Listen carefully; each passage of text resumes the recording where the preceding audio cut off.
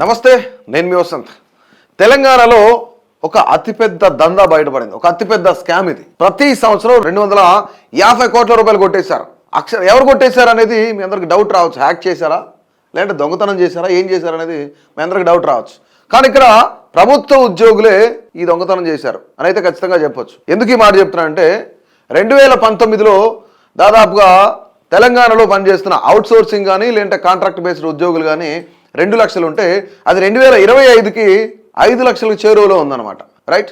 కానీ వీళ్ళందరూ ఎవరైతే అవుట్సోర్సింగ్ వాళ్ళు ఉన్నారో వాళ్ళందరికీ జీతాలు వేసేది ఎవరు? ఆర్థిక శాఖ నుంచి కానీ ప్రభుత్వ అధికారులు ఎవరైతే ఉన్నారో వాళ్ళందరూ కూడా ఆ జీతాలు బదలాయిస్తారనమాట. సో ఇక్కడ జరిగింది అతిపెద్ద స్కామ్.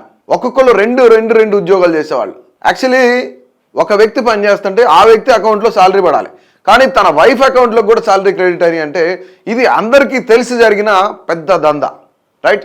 దాని గురించి ఒకసారి వివరంగా చూస్తే తెలంగాణ నకిలీ అవుట్సోర్సింగ్ ఉద్యోగుల కుంభకోణం ఇది. రైట్. ఇక్కడ రాష్ట్రంలో భారీ స్థాయిలో నకిలీ అవుట్సోర్సింగ్ ఉద్యోగులు ఉన్నారు, డెఫినెట్లీ ఉన్నారు.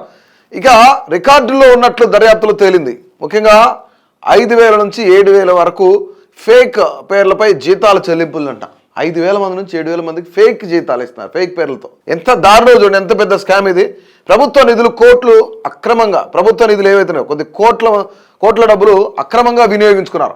ఉద్యోగుల సంఖ్య, బడ్జెట్ ఒకసారి మనం చూస్తే 2019లో మొత్తం 2 లక్షల మంది ఉద్యోగులు ఉంటే ఇక్కడ అందులో అవుట్ సోర్సింగ్ దాదాపుగా 1.35 లక్షలు ఉన్నారు. అవుట్ సోర్సింగ్ 65,000 కాంట్రాక్ట్ బేస్డ్ ఉన్నారనమాట. ఇక 2025కి దాదాపుగా 5 లక్షల చేరువలో ఉందన్నమాట.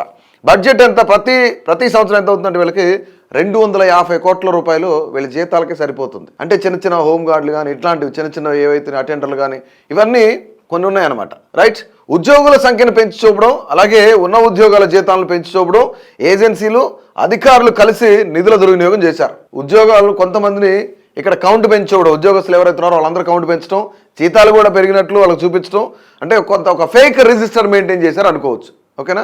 రిజిస్టర్ మెయింటైన్ చేస్తారు, సైన్ చేస్తారు, అక్కడ వచ్చినా రాకపోయినా ఖచ్చితంగా అతని అకౌంట్లో శాలరీ పడేలాగా మంత్ ఎండ్ వచ్చేపాటికి మొత్తం ప్రాసెస్ చేస్తారనమాట. ఇక్కడ జిహెచ్ఎంసీ, పంచాయతీరాజ్, విద్యుత్, మెడికల్ అండ్ హెల్త్ శాఖల్లో ఎక్కువ అవకతవకలు ఉన్నాయి. జిహెచ్ఎంసీలో జరుగుతున్నాయి, పంచాయతీరాజ్లో జరుగుతున్నాయి, విద్యుత్, మెడికల్ అండ్ హెల్త్ కూడా ఎక్కువగా ఉన్నాయంట ఇలాంటి ఉద్యోగాలు. అయితే ఇక్కడ దర్యాప్తు చర్యలు ఏంటి? అనుమానాస్పద ఉద్యోగుల జీతాల నిలుపుదల చేశారు.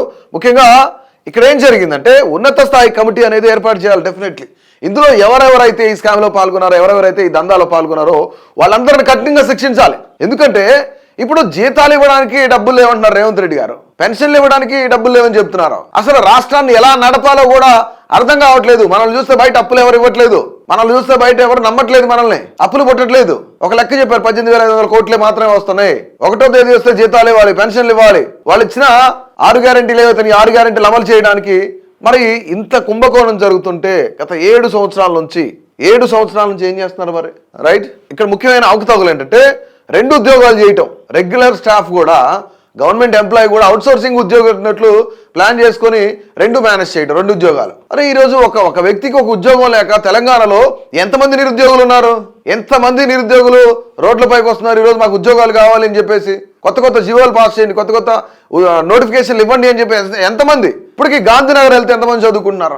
గ్రూప్ 1 కోసం, గ్రూప్ 2 కోసం చాలా మంది ప్రిపేర్ అవుతున్నారు. కనీసం ఉద్యోగం చేయడానికి ఉద్యోగాలు లేని వాళ్ళు కూడా చాలా మంది ఉన్నారు. తెలంగాణలో నిరుద్యోగులు దాదాపుగా 30 లక్షల మంది ఉన్నారు. వాళ్ళందరికీ ఇవ్వచ్చు కదా ఈ ఉద్యోగాలు, 5 లక్షల ఉద్యోగాలు. ఒక్కొక్కటి 2 ఉద్యోగాల.